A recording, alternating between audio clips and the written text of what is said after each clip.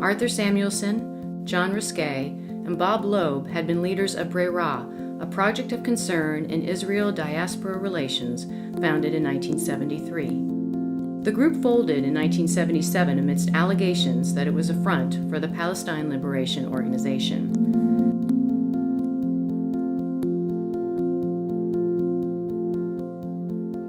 We did succeed. We opened up a conversation. We ended up having to pay a price for having opened that conversation, but we opened a conversation that has continued and that has matured. We had a moment. Well, the point, I want to build on what Arthur said, because the Breira's opening was a call for discussion. Right. We were trying to create space in the American Jewish community to discuss what we consider to be critical issues, which were included about, first of all, the relationship of American Jews to Israel, issues relating to security, which included the Palestinians, and other challenges to Israel. We were people deeply committed to Israel. We felt the economic challenge of rich and poor, Sephardic and Ashkenaz, religious, secular. These were all tearing apart Israeli society, right, plus the security issue. Right. When we became seen as a place where serious questions were being asked about settlements and the Palestinians,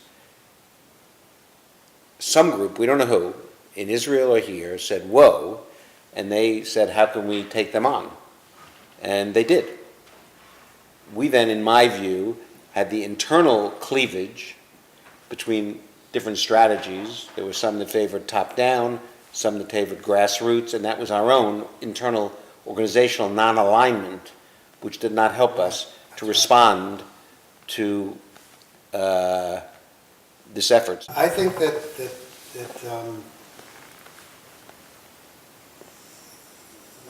the reason they went after us is because we did a lot of things right. Because if they were able to marginalize us for being left-wing, nobody would have cared. The fact that we were organizing the center of the Jewish community, nobody had ever done that before, I don't think. That's what made us dangerous in a certain sense. It's what made it difficult for the people that became a part of us, the kind of pressure that the Hillel rabbis experienced, the kind of people that worked in the Jewish civil service. So I think that we did that right. I think what we didn't do right has not been done right yet by anybody, and it's something that you and I used to talk about a lot, which is, what is the connection between our position on the Palestinian question and our position on the issue of Israel-diaspora relations? How are they actually connected? There were people who said, I think you're right, we should have more open discussion, but that doesn't mean I want to support your position. So are you asking for open discussion only as a way of getting your position important? In other words, what's really important to you? Is it the open discussion, or is it this particular political opinion? I think we felt there was a connection between these things. We struggled to find a way of articulating what that connection was. That has to do with what is Zionism and what is it to be American Jews. But I don't think we found a way to formulate that. And I think that was a lot of the distrust about us. One of the things that was the most hurtful to me was you mentioned Alan Mintz. Alan Mintz wrote an article where he accused us of not having Ahavat Israel. Right, demurral on Breira in response. Right, that somehow that we were less than Jews for the positions that we were taking, and we actually saw ourselves as being, this was an expression of our Jewishness. So that was like, I found that to be particularly hurtful. But we left ourselves open to it because I don't think we ever were able to draw the connection between the two. Do you follow what I'm saying? And did you agree? I think the deeper questions that everybody was concerned about had to do with the way Israel was used within the American Jewish community to raise money. There was an internal contradiction in the structure of the American Jewish community that in order to raise money for Jewish life, which was in trouble in terms culturally, you had to have a crisis in the Middle East. to me, that was the connection between the Israel diaspora issue and the Middle East issue. The communal institutions that raised money needed and promoted a conflict in the Middle East in order to sustain Jewish life here. That was perverse, I think, to many of us. And so we talked about the need for a healthier relationship, we used the word balance somehow to try to get at the root of that. But it was a very difficult issue to talk about. And I don't think we never really got to it in any of our statements. All of our statements and public presentations had to do with the Middle East issue, trying to solve that Right. and diffuse that issue, and that somehow that would then produce a healthier community, both here and in Israel. But we didn't really take on the fact that the whole fundraising establishment was dependent on the crisis, and I think that's what was the real fear was, that we could undermine, if people believed the way we believed, why would they continue to support Israel? We never resolved the issue of what our role ought to be in Washington. We did. We didn't lobby in Washington. We had a clear position on that we wouldn't do that. Good. But Because it would have been we did bring speakers to Washington. and Yeah, to. but we didn't lobby it. We knew that to do that was walking in front of a bus. But the interesting thing on that is that I did give testimony to a Senate committee along with other Jewish organizations. Phil Klutznick representing B'nai B'rith, I think, and there were several. I think they had a right-wing guy, and can't remember. It was McGovern committee, I think. And I did it as an individual, not representing Breira, but obviously I was invited because of the Breira connection. And what's interesting about it to me, kind of tactically, is that I was nervous about it for the reasons Arthur was talking about, from a tactical point, that we would be attacked for it. So I shared my testimony, which was basically Breira's position. There wasn't any, I didn't hold back anything, but I shared the position in advance with a variety of Jewish leaders who we were in touch with, who were kind of behind the scenes. They wouldn't say it publicly, but they were Klutznick types. Well, Klutznick was actually on the panel, but people like Malcolm Heinlein, who's now the head of the Conference of Presidents. There were a whole bunch of people like that who I sent this around to, and who amazingly had no comments. They basically, after it was over, said, it was, you did a good job.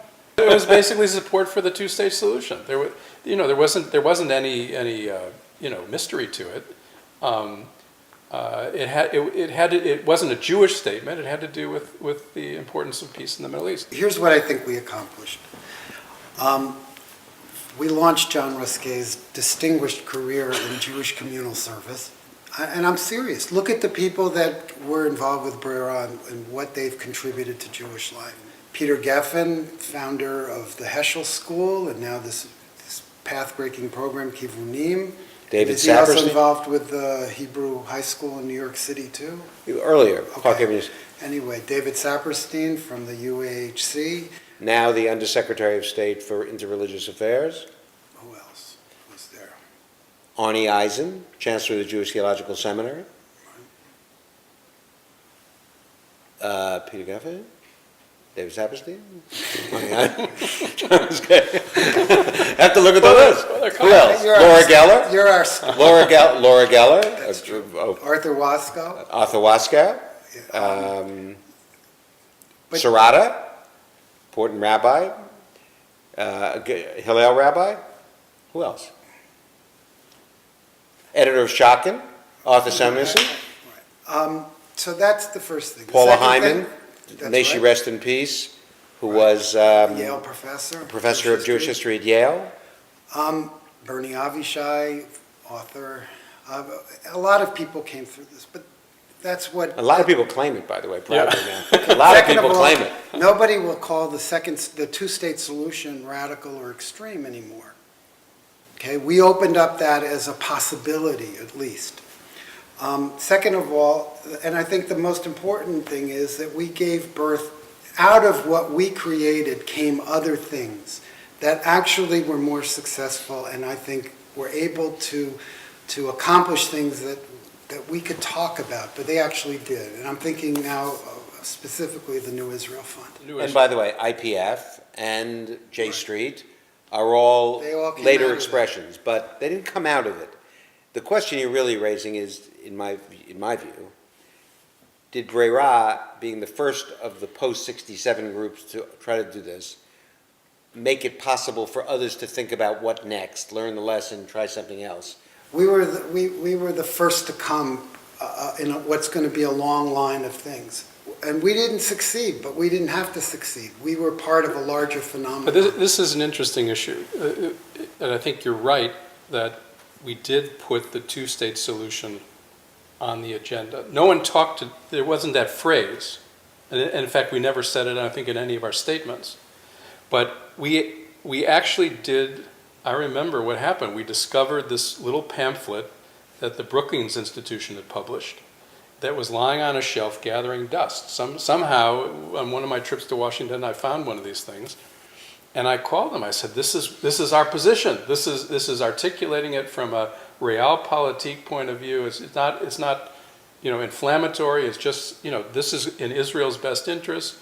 What was that position in that pamphlet? Essentially, it was the first articulation of the two-state solution that I had seen from a reputable kind of mainline, I guess democratically affiliated think tank in Washington.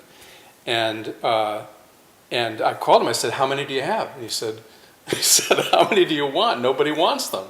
I said, "Well, take them all." And they couldn't believe that anybody was interested in this stuff. And, That's great. But so I think we did.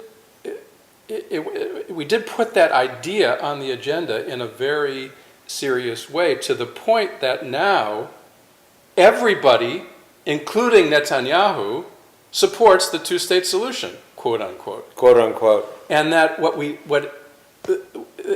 it betrays is the other side of the equation, which is that the idea is the right idea, but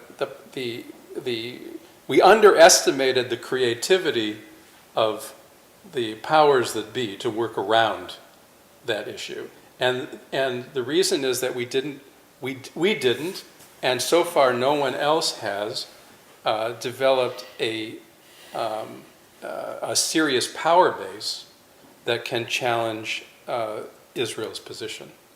I pessimistically think that fundamentally the issue is when Israelis now are going to take responsibility for this. I mean, whatever the role of the North American Jewish community might have been in the 1970s and 80s and 90s, 1970, the Jewish philanthropic role in the GDP of Israel was significant. It is now marginal. And at that point, when Jewish leadership was so difficult for them to have a substantial role there, in my view, the only question is how you help Israelis now take responsibility for this. That's true. And whether you can do that. In the 1950s, 40% of the GNP of Israel came through the national UJA system. Just digest that. That's an unbelievable figure. Now, by the way, They could give us money. I think look, for us, this was our way of being Jewish. We found another way to be Jewish. Not the way that we were taught to do it by going to Sunday school or by being involved in youth movements. We found another way to engage being Jewish. We found another way to engage being connected to Israel. And we also managed to be heard outside the framework of organized Jewish life. Which, by the way, that might have something to do with why they didn't like what we were doing, too, because it wasn't just that we were breaking consensus. I don't believe there was consensus. I think what we did is we broke their right to speak in our name, or at least we didn't break it, but we at least raised the possibility that perhaps they couldn't be speaking in everybody's name. And I think that was incredibly threatening. to some people in the establishment.